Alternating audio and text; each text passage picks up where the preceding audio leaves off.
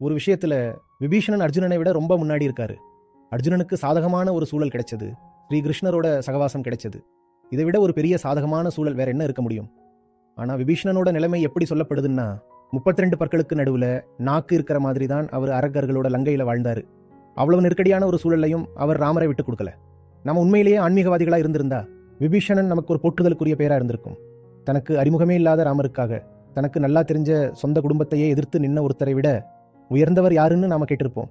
ஒரே ஒரு தர்மம் தான் இருக்கு, ஒரே ஒரு உண்மைதான் இருக்கு, ஒரே ஒரு வானம் தான் இருக்கு.